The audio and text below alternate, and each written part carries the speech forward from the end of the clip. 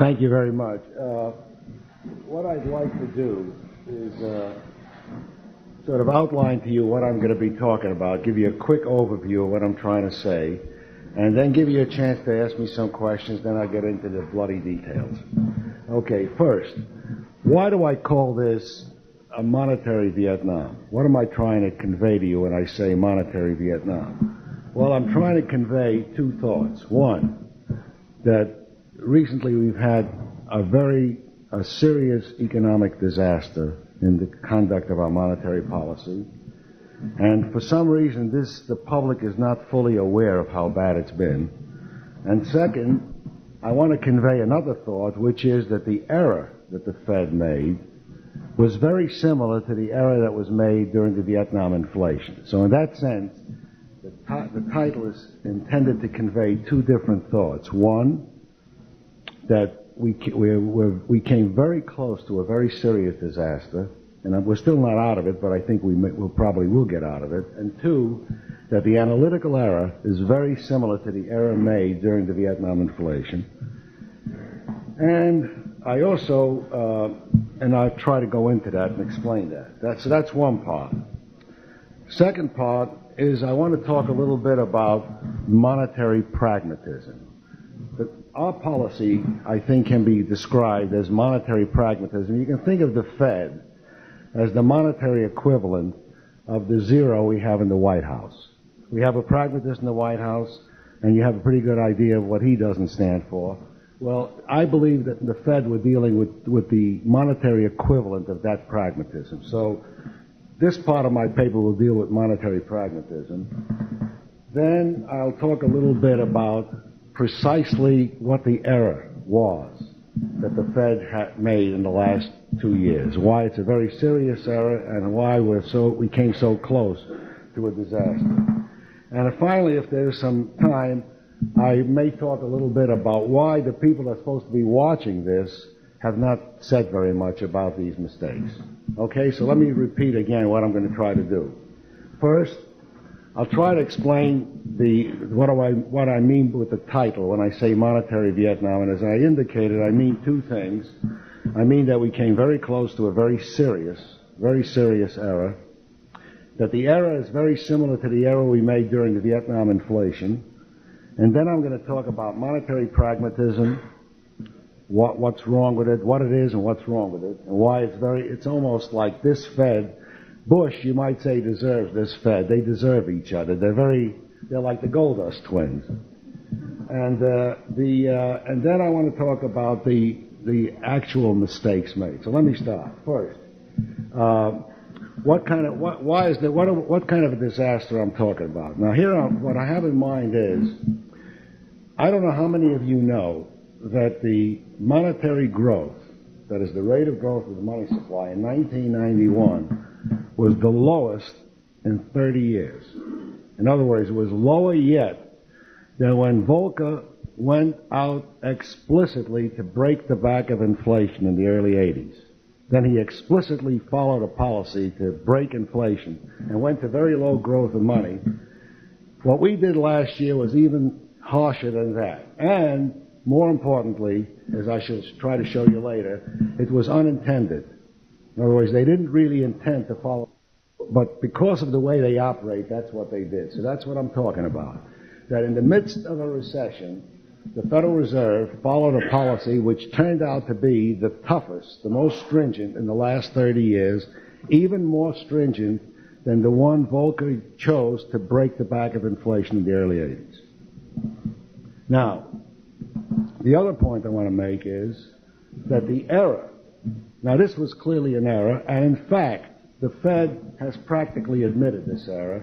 They admitted it, when you recall, when Greenspan in December lowered the discount rate by 1 full point, which is 4 times the usual dose. You remember that in early December? Then he admit it again about a month ago when they cut the federal funds rate again. So they came as close to admitting they made that mistake.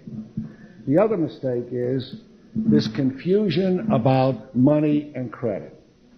And let me tell you what I'm getting at here. If you go back to the 1960s, Anybody looking at it now knows that during the 1960s, when we had the inflation, the Federal Reserve was actually following an inflationary policy. And by that I mean they allowed the money supply to grow at a very rapid rate, and a very rapid rate will cause inflation.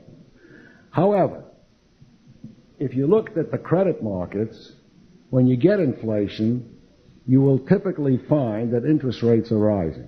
That is, nominal rates will rise above real rates. For example, pretend you're living in a world of a stable price level, and say interest rates are, say, roughly 3, 4, 5%. Now pretend you go into a world where you get inflation of, say, 5%. So if you had an interest rate of 4 or 5% with stable prices, what kind of interest rates will you expect to have if inflation now is 5%? Well, roughly speaking, you'd expect interest rates to reflect that inflation. So one of the things you can be absolutely sure of is if you follow an inflationary monetary policy and you allow inflation to develop, you're going to get high interest rates. Now, when you get high interest rates, if you look at the credit markets, you will get the manifestations of tight credit markets. That is to say, interest rates are rising. During an inflationary period, everybody wants to borrow because you figure if you borrow, you buy something, you're going to make money. So the demand for credit rises faster than the supply of credit, and you get continuously rising interest rates, tight credit markets. Therefore, when you look at a tight credit market, you have no right to assume that you're dealing with tight money. In fact, more often than not, a tight credit market is the consequence of having had very easy money. See, very easy money, that is inflationary monetary policy, will lead to tight credit. Unfortunately, the way the Fed operated in the 60s, they took the rising interest rates and the tight credit markets as evidence that they were following a tight policy. And therefore, they couldn't understand why they're having the inflation, and they thought unless you have a big tax increase, you couldn't stabilize the economy. So they kept worrying about the tax increase. In other words, to repeat, the big mistake then was that following an inflationary monetary policy, you generate inflation, that causes interest rates to rise, that causes tightness in credit markets, and if you're not very careful, and if you confuse money and credit, you can often take the tight credit markets as evidence that you're following a tight policy, when in fact you were following an inflationary policy. So now that's what I mean when I say the mistake of the 1960s. Now, what is the mistake in the 1990s? The mistake in the 1990s is the exact same mistake except completely reversed. In other words, what we're doing in the 1990s is following a tight monetary policy which generates the manifestations of easy credit. And they're looking at the easy credit and thinking they're following an easy policy. Let me repeat that. I hope you understood that if you follow an inflationary monetary policy and you cause inflation, you're going to create tight credit markets because of the inflation. Now, turn that around. Supposing you follow a very tight monetary policy, i.e., as I mentioned before, the lowest rate of money expansion in 30 years, you're going to kill the economy. When you kill the economy, the demand for credit falls. And then you often will find that in the credit markets, interest rates are falling. And when interest rates fall, you think you're being easy, if you look at the credit market. So tight money can give you some of the appearances of easy credit. And therefore, if you gauge the thrust of monetary policy by looking at credit markets, you look at the easy credit and you say, we're following an easy policy, and if the economy is weak, it's something wrong with the economy. You understand? So, just as in the 1960s, the era of following an inflationary monetary policy led our experts there because of inflation and rising nominal rates and tight credit markets to conclude that we were following a tight policy, so it was in the 1990s that following a tight monetary policy, evidenced by the lowest rate of monetary expansion in 30 years, led to falling interest rates, and these experts looked at the falling interest rates and figured Fed has done as much as it can do to revive the economy. There must be something else. Okay, so you see, in the 60s there was easy money, which led to tight credit, which was interpreted as tight policy. In the 1990s, tight money leads to the manifestations of falling interest rates, which they're interpreting as easy policy. So that's the second sense in which I mean a monetary Vietnam. Now, just to show you how serious it is, that I'm not kidding you, I wonder how many of you remember that not very long ago, 100 economists, including 6 Nobel Prize winners, pardon? I hope many of you read that, came out, and they were saying that things are so bad that we have to introduce WPA projects like the 1930s to revive the economy, in spite of the fact that we're running a $400 billion deficit. That's staggering. Now, I wonder how many of those people knew that unwittingly and unknowingly the Fed followed the tightest monetary policy in over 30 years in 1991 in the midst of a recession.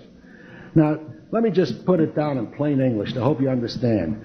Here we have a patient, and we're thinking of using bone marrow transplants because the man is sick and he doesn't respond, and then I'm telling you the man hasn't been fed in 9 months. There's nothing mysterious about his disease. He hasn't had a meal. They're starving him.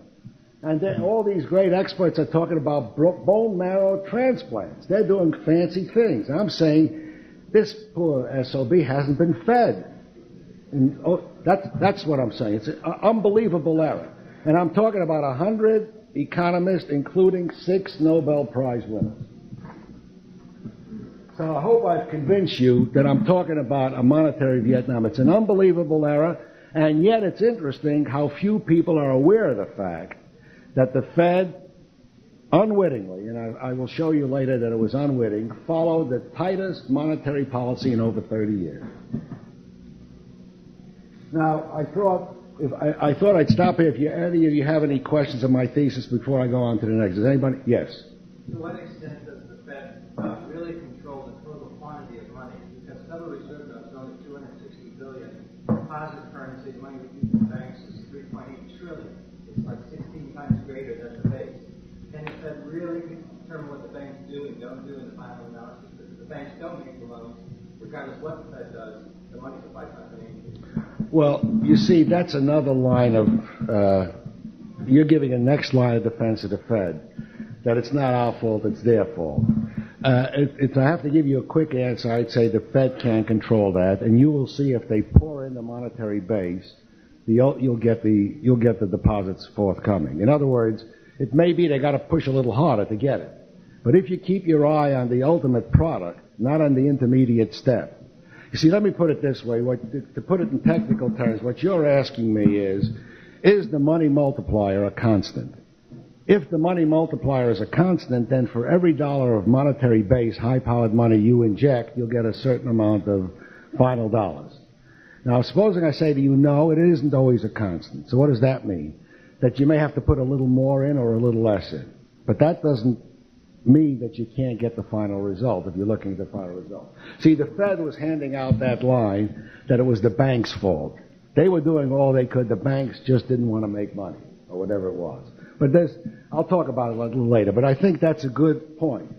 So my answer to your question is, if the money multiplier is constant, then for every dollar of high-powered money, reserve base or base money you put in, you get a certain amount of deposit money. If it's not constant, you have to put in more or less. But that shouldn't affect the final outcome if you keep your eye on that outcome. Any other question? Yes? And a patient that doesn't have feeding, does the patient need more credit? Well, I'm using an analogy. These 100 economists, incidentally very prominent, who say that we need a WPA project today like the 30s, are acting like the poor patient is, we've got to use a bone marrow transplant to revive it. I'm saying, did they also take into account that this was, in 1991, we had the lowest rate of monetary growth? That's equivalent to not feeding somebody for a year. You understand? In that sense, I mean. Right, but they would then ask you to dispose of something and do something. Well, they want socialism. They want a bigger government role. And I'm saying, before you get to socialism, how about feeding the patient? I.e., increase the money supply. That's what I'm using money growth as the equivalent of feeding a patient. Yes, Murray. I can't hear you. Right. So in other words, they want a bigger. You see, in other words, they're saying we got to have a bigger government to save us. Yes. Oh, you talk about not being able, increasing the money supply would be not feeding the patient. But that is not letting the money supply grow is like not feeding the patient. So we need a gold standard in which we would not be increasing the money supply. You mean you're talking about what should we do to get out? How do we get out of this problem? What I look for is a gold standard. Okay. And not feed the money supply. You say that's equivalent. No. You see, in the gold standard, you have a mechanism that takes care of this. But we don't have that today. We got a committee that meets once a month to decide what to do. I'm going to talk about, when I talk about monetary pragmatism, I'm going to explain that. You see, when you have a gold standard, you got a system that responds to certain pressures. We don't have that. We have a committee that meets once a month. What and function does that committee serve? They decide whether the money supply will grow, will not grow, will stay the same, and so on. That's what that committee decides. Do they have sense enough to do that? Well, he asked me who does it. I'm saying this is what we do. Any other question? Yes. To grow or not to grow in function of what? The way in other words, when they meet once a month, they decide what to tell the manager in New York, whether he should inject reserves into the system, slow it down, accelerate it, speed it up, and so on. That's what they decision. And then they watch him during the month. They give him certain directives. But what is the rule of thumb? Why? How do they... That's what I'll be talking about. I don't think they have a rule of thumb. Remember I said that the Federal Reserve is like Bush? He doesn't know what he's doing, and they don't know what they're doing. They read the newspapers and decide. That's the problem.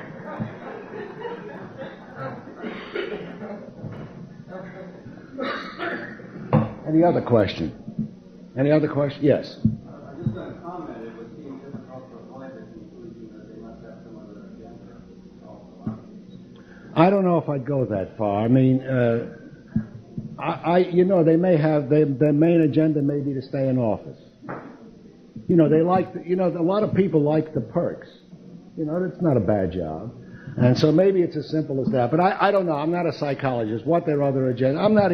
I think, in fact, I'm going to make a comment. When Murray was talking last night, he made the point about the House of Morgan. When I look at these guys, I see more like homeless. I don't see a House of Morgan.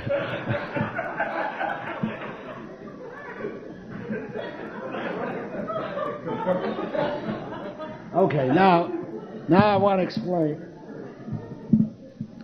Now, I just wanted to give you an overview of what I'm talking about. Now, let me talk a little bit of what I mean by monetary. I'm going to try to convince you that when these people meet once a month, it's very similar to what George Bush reads the New York Times, and if they say he isn't a nice guy, he figures he ought to do something. They're very much the same kind of animals. Okay, now let me explain what I mean by monetary pragmatism. What do I mean by monetary pragmatism? I wish to convey the following idea. The Federal Open Market Committee, that's the committee that meets once a month, meets every month for a policy decision and selects a policy. This committee makes the decisions for the central bank. And I'm going to be arguing that they are governed primarily by pragmatic considerations. Now, what do I mean by that? I mean to say that this committee, it's called the Federal Open Market Committee, is not committed to any policy. Thus, we do not know whether they want to stabilize the price level. You see, some people think a central bank should be concerned with the price level. We don't know if that's their main objective. We do not know whether they're trying to achieve a certain rate of employment. We do not know whether they're trying to maintain a certain kind of exchange rate. Every once in a while, if you notice, if the yen goes up or the mark goes down, they get nervous. They go to a meeting, is worried about that. So some people think they're worried about exchange rates. Some people think they're worried about the rate of growth of real output, and some people think they're very much concerned about unemployment, or at least they give that impression. And then again, there are a lot of other things that come up, like Los Angeles riots, who knows what else. The fact suggests that the FOMC, the Open Market Committee, it meets every month, reviews a wide range of monetary and credit issues, and after discussions, they arrive at a set of decisions. Now, I think it would really be I've studied this for a long time. I think the clearest image you want to have of these people is think of them as a fire department. They meet every month, and if they see something that looks like a fire, they think they got to do something about it. That's, I think, comes as close as I can get to it. In other words, when you say, does the fire department have a policy? Well, you can say that policy is to put out fires. If you ask me what's the policy of the Open Market Committee, it's like the fire department. The general public is thus pretty much in the dark concerning the central bank of the Federal Reserve's monetary policy. Indeed, I believe, and here I'm going to make a stronger point, not only are we in the dark, but I'm going to try to convince you they are in the dark too. I believe that even the Federal Reserve governors and other members of this committee do not know the precise contours of monetary policy. What they are doing each month is responding to a brush fire that is raging. Individual members may believe that they have some idea of how they would like to respond to a fire. By a fire, I mean if the exchange rate is moving, if unemployment is moving, if inflation is moving, anything that's happening. Individual members may think they know what they would do, but they do not know which fire will be burning next month. They don't know what's going to be happening 3 months or 9 months. So what I'm trying to tell you is not only do I not know what the policy is, they don't know either, because they don't know what fire is going to be raging next month or 3 months from now. Indeed, one can go a little further and argue that individual FOMC members, incidentally, the FOMC members consist of 7 governors, the 7 governors of the system, plus 5 bank presidents. There are 12 Federal Reserve banks. Each bank has a president, and 5 are selected to serve on the open market, and the 5 rotate. So you got 7 governors and 5 presidents, and that's the 12 that make the decision. 7 governors of the Federal Reserve. Yes, they're appointed by the president and confirmed by the Senate, and so you got the 7 governors of the Federal Reserve plus 5 presidents. The 5 presidents are chosen of the 12 banks, okay? Indeed, one could argue that individual FOMC members, now I'm talking about the governors themselves, may not know for certain how they will respond to a particular crisis. Individual members may be under great pressure at a particular time so that they may not vote the way they would like to vote. For example, suppose you're a governor, and the president calls you up and he says, Joe, especially if he appointed you, say, I'm very worried about the employment. You may think inflation ought to be what you're worried about. What do you think you're going to do? You're not going to tell him to get lost. Because if you do, you'll find that you don't have a secretary next week. There are problems. This means that the FOMC members do not know which crisis will be raging. They do not know for certain how they will vote. And in this sense, the present fiat money regime can probably be called a random walk monetary standard. Random walk monetary standard. This is an expression that was coined by Professor Leon Huvud, and I think it's a very good description. Under this standard, that is under a random walk monetary standard, there is the uncertainty of monetary policy grows rapidly as we look into the future. There is less uncertainty concerning the thrust of policy this month or next month, but we are more in the dark concerning policy, say, 3 months or 6 months from now, and when we look at what's going to be happening 9 months from now, it becomes darker still. And there isn't even a ray of light when we consider what policy may be a year from now or 2 years from now. Many people, anybody that studied this will tell you that the uncertainty of policy grows exponentially as you look ahead in the future. To summarize, the random walk monetary standard leads to what I call monetary pragmatism. This means we do not know the content of the FOMC's monetary policy. We do not know what commitment they have to the policy, and we do not know their longer-term policy goals. What we do know is that these officials are seeking to come up with the best short-term solution to current problems without having any long-term objective or a clearly articulated policy. Now I'd like to elaborate a little bit on monetary pragmatism, and incidentally, what I think this is the equivalent of what Bush is in the White House. So they, as I said, they fit each other. In the present environment, and now I'm talking about what the FOMC does, monetary authorities decide each period, that is when they come each month, whether to accelerate money growth, maintain the same rate of money growth, or whether to decelerate. And they do that by affecting the reserves of the monetary base. The officials focus primarily on current economic conditions and immediate political pressures. Future money growth rates are left unspecified. They let the next guys worry about that. This will be decided by the monetary officials who will be in charge when the time will come.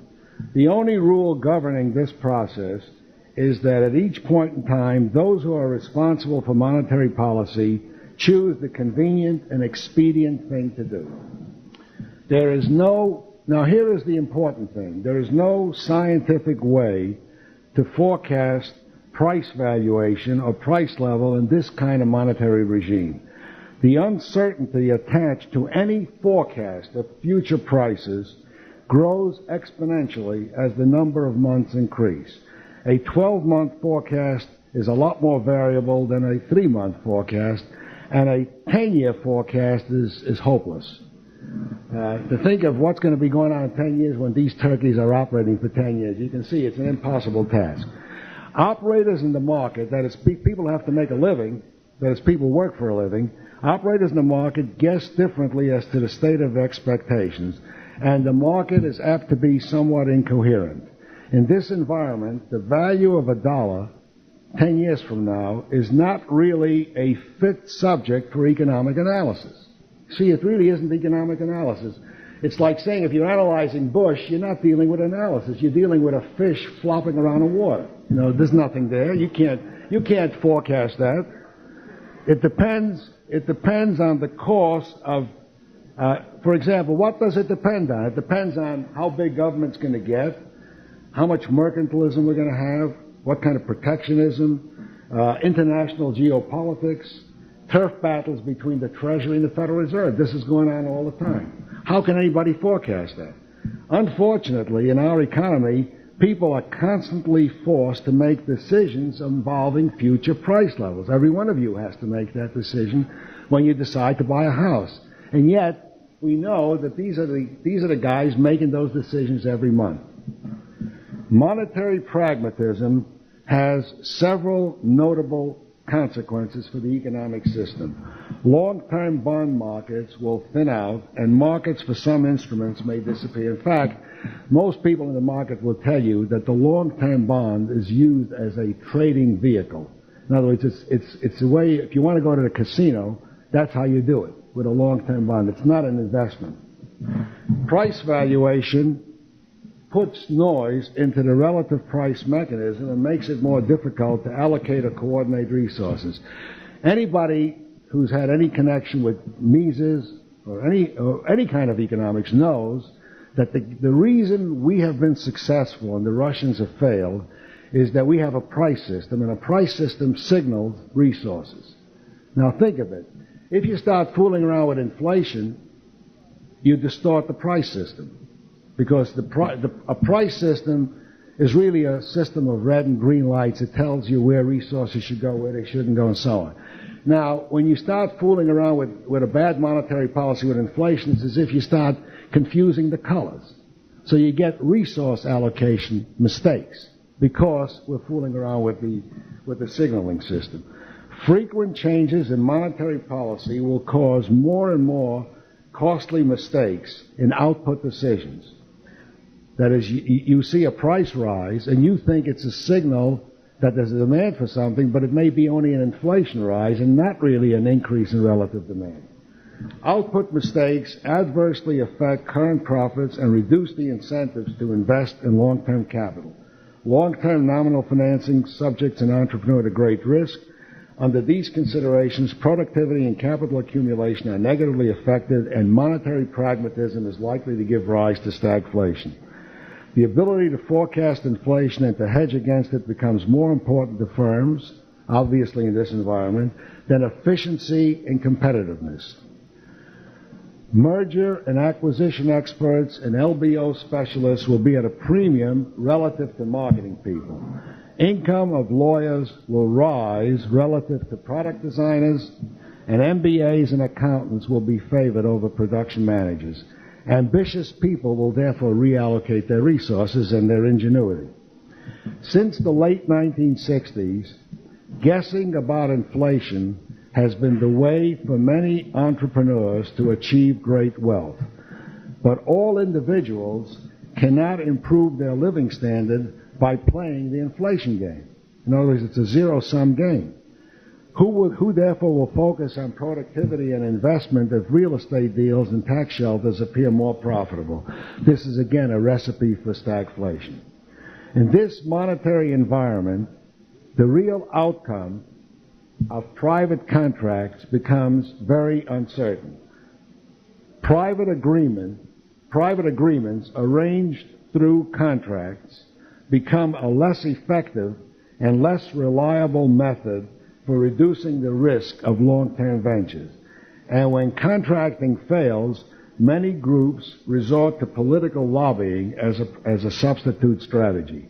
Monetary pragmatism will bring about general conditions in which many groups seek to obtain through political, they seek to obtain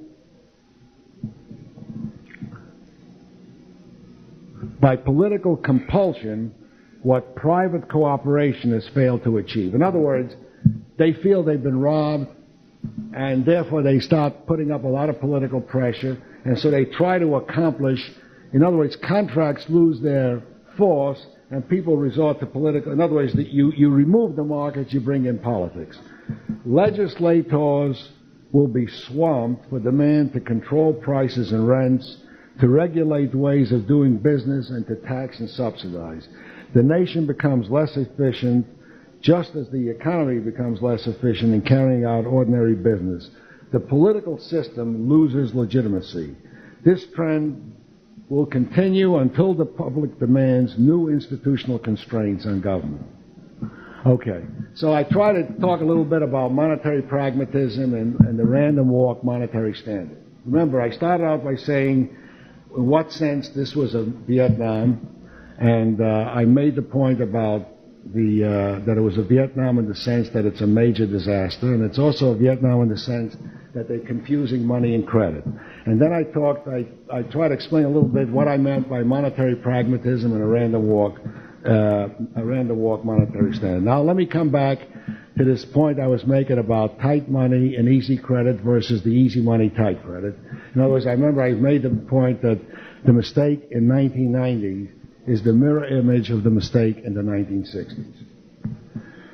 Now, in monetary economics, there are two relatively well-defined approaches. One approach focuses on money and monetary aggregates. Another approach focuses on credit and interest rates. One approach can be viewed as incorporating a capital theoretic portfolio approach that views money as a capital asset and seeks to analyze the consequences of monetary changes through portfolio analysis. The other approach looks at the demand and supply for credit in particular markets, looks at the availability of credit, and focuses on interest rates and expenditures in particular markets. The former approach, this money portfolio capital theoretic approach, can be identified with the quantity theory, Irving Fisher, you might say Chicago School, those kind of people. The latter approach interest rates, credit markets is Keynesian, income expenditure, macroeconomic approach. Okay, so those are the two approaches. Now, these two approaches sometimes give significantly different answers to questions. Let me illustrate. In the 1960s, during the Vietnam War, we had a situation that I have characterized as easy money versus tight credit. By easy money, I mean that the rate of growth of the monetary aggregates, that is, the money supply growth, was very high and in excess of that which could be maintained at a stable rate of prices. In other words, we had inflation. Thus, a high rate of monetary growth in the 1960s, which leads to inflation, and which was an inflationary monetary policy, will also cause interest rates to rise.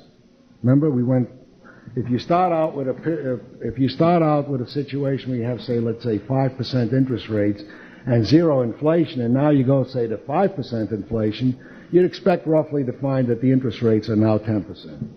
So interest rates will rise. Viewed from a credit market point of view, rising interest rates could also be seen as a situation of tight credit. In other words, let's look at this carefully. Suppose you had relative price stability, no inflation, and now, for one reason or another, we have let's say 5 or 6% inflation. Now, I'm telling you, we have the inflation because the monetary authorities allowed the money supply to grow too rapidly. In other words, it was caused by an inflationary monetary policy. But suppose you're a Keynesian, you're a macroeconomist, you look at credit markets, and you're seeing rising interest rates, tight credit markets, people not being able to get credit. Everybody's complaining, I can't get credit. The banks it looks like tight credit, right? It's very easy to confuse tight credit with tight money. So you'll find that if you go back then, at the very midst, when we had this inflationary monetary policy resulting in higher interest rates and tight credit, the economic report of the president was talking about a tight monetary policy because they were confusing the rising interest rate and the tight credit as evidence of a tight money. Therefore, they thought the only thing that could save us is a big tax increase. Because they saw inflation with tight money, then obviously you need a big tax.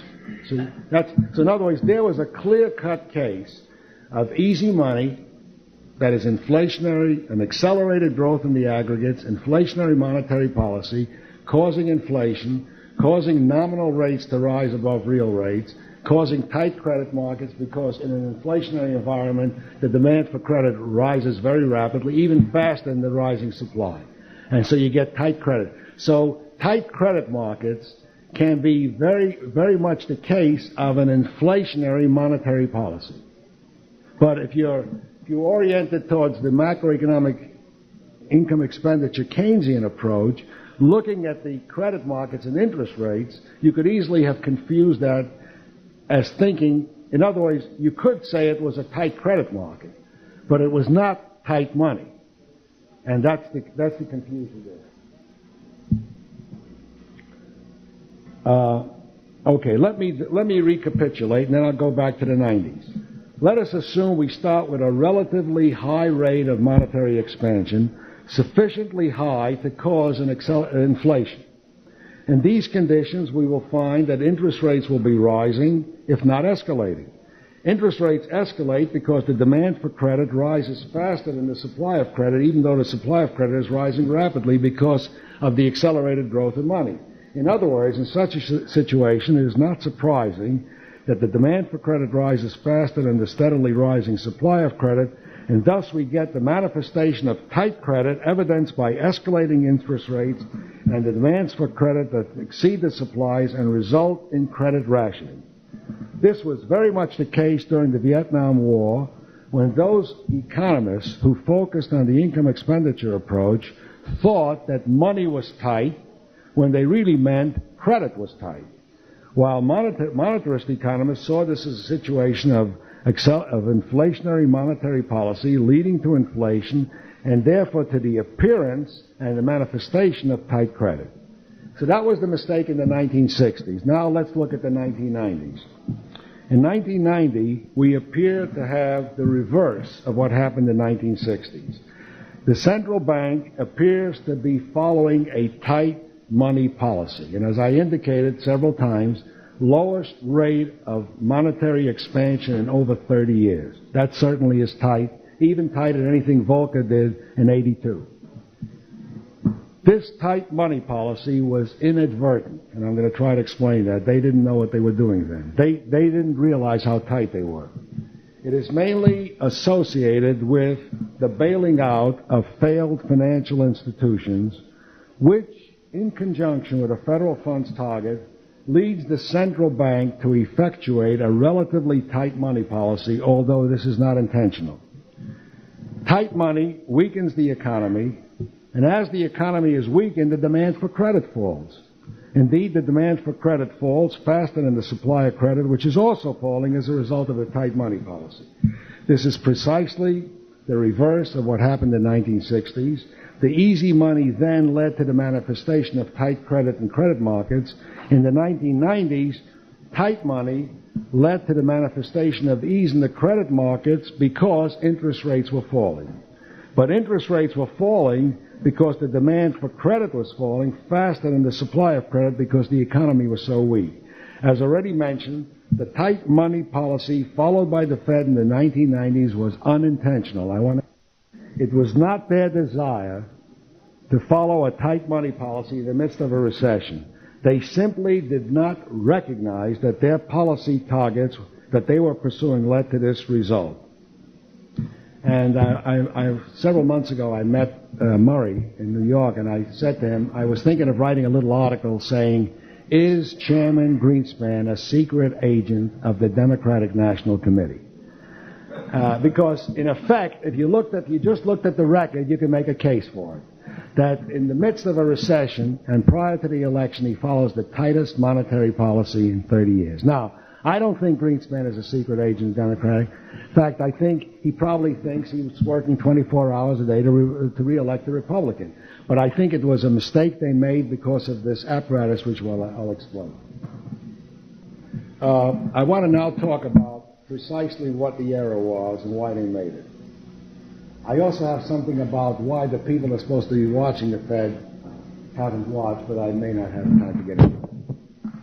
Okay, what precisely is the Federal Reserve's error? The error of monetary policy that the Fed committed in 1991 is related to the fact that there have been massive bailout operations for failed financial institutions.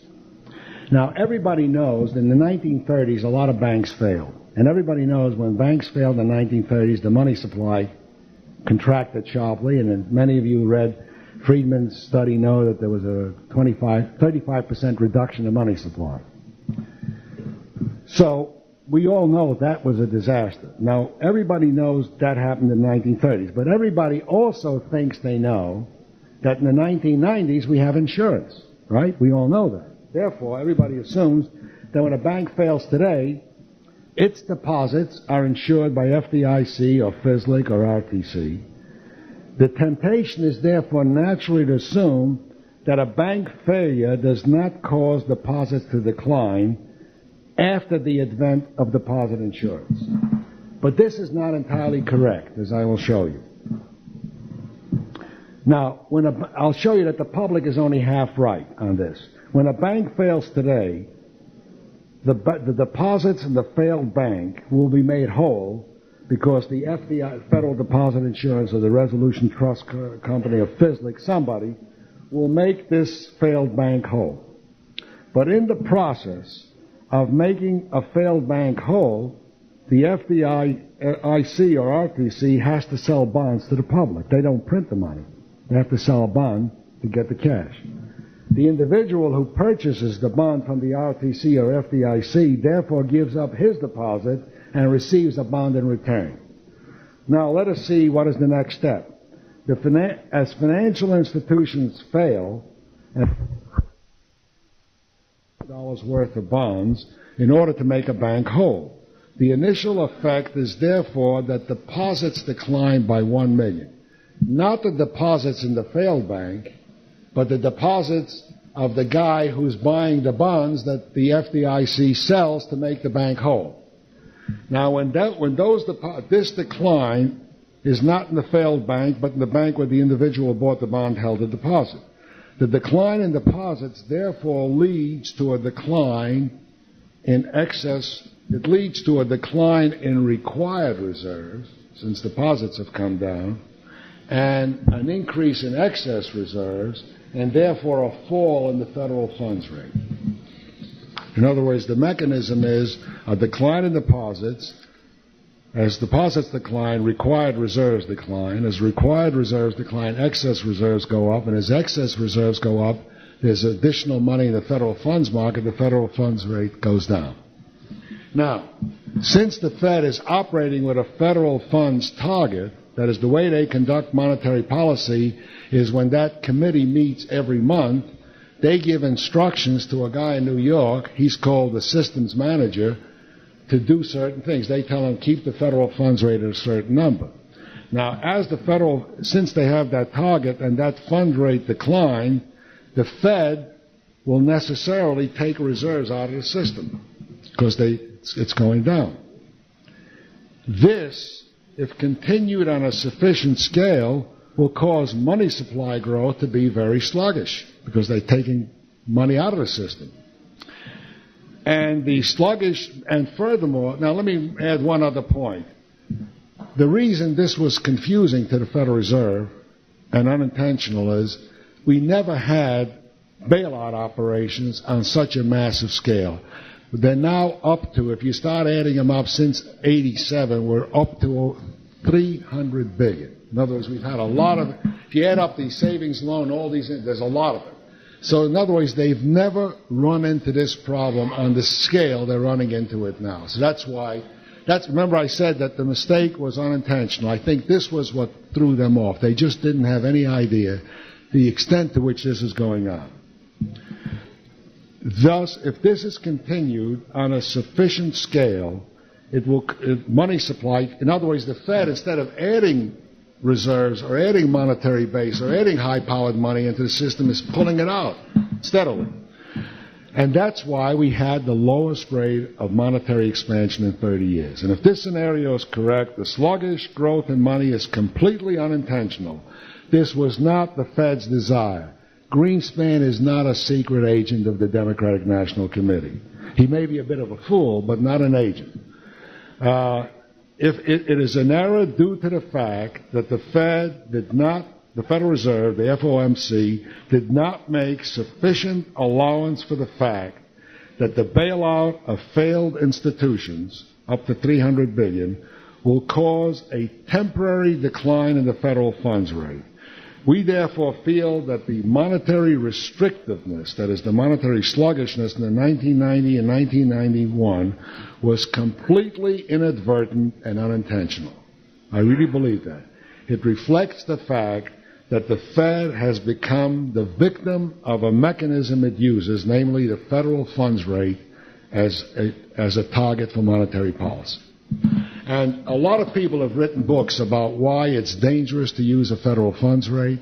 And on this, there are a lot of agreement, but for bureaucratic reasons, which I don't completely understand, they insist on operating monetary policy. And this is not the first time that they made a very serious mistake.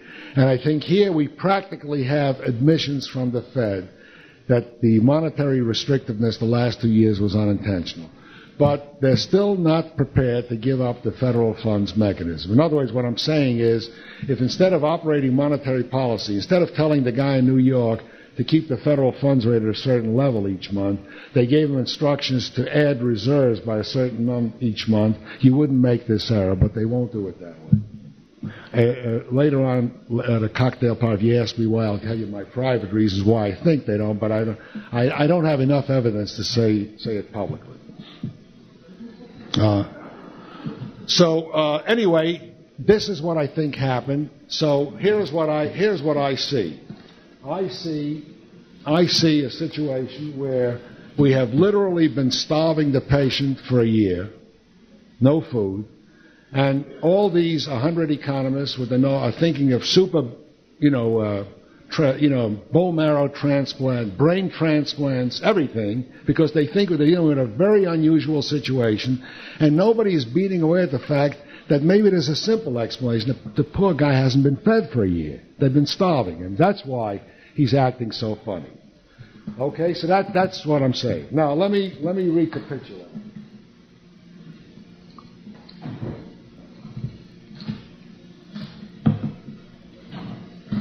Let me recapitulate what I was trying to do today.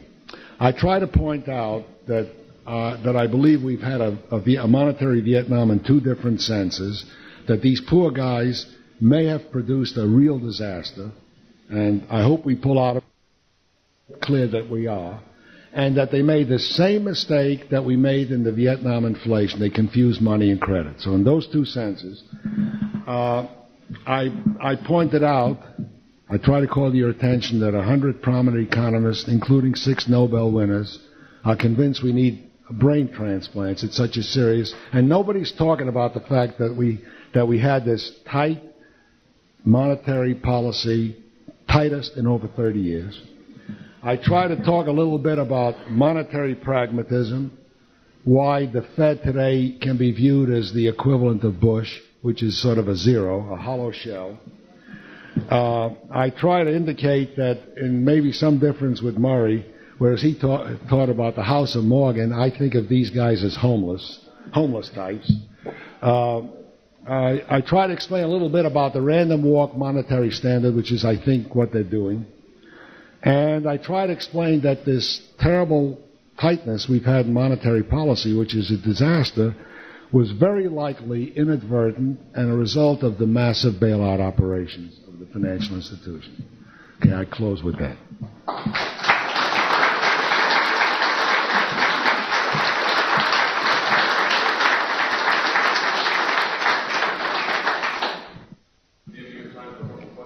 Okay, sure. Murray. Why didn't the Shadow Open Market Committee monitor watchdog of the Fed? Why didn't they point this out? That was the last part of my paper, but it's very complicated. If I have to give you a quick answer would be what we say in Washington, NIH, not invented here. I think they were very upset that all these high-powered thinkers meeting in this, every month to review, and some lowly researcher at the Chicago Fed figured it out. And I think they were very embarrassed that they made such a big mistake. So they're trying to convince themselves that that didn't happen. And you know what they're doing? They're doing something that every crooked lawyer will do. They're now talking about inflation. You know why they're talking about inflation?